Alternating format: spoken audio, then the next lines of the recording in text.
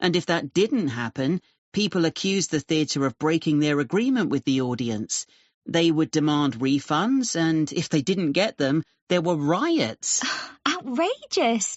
That'd never happen now. No, people are too polite, even when they're disappointed if the star of the show misses a performance. We should definitely include that information about early audiences in our project. I also think it's important to mention that lots of ordinary people at that time were illiterate, so theatre programmes were of limited value in advertising plays. When a company of actors arrived in a town, they'd parade around the streets in their costumes, beating drums and announcing their upcoming performances. Interesting. I couldn't imagine that happening now either.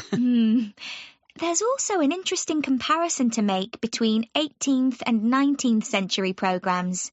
Wasn't it in the 19th century that theatre programmes started to resemble programmes today? Yes, and unlike programmes from the 18th century, they always used colour.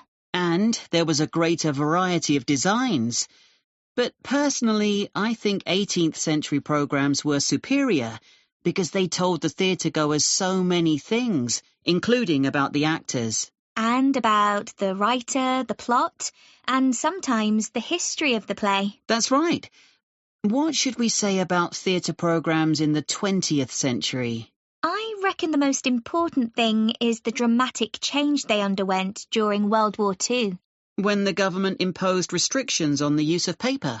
Yeah, but that was only in the UK.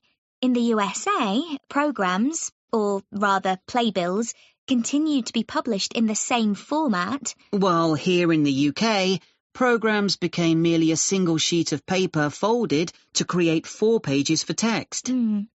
What I don't really get is that after the war, they didn't go back to being more than one sheet, or change in any way for over 25 years.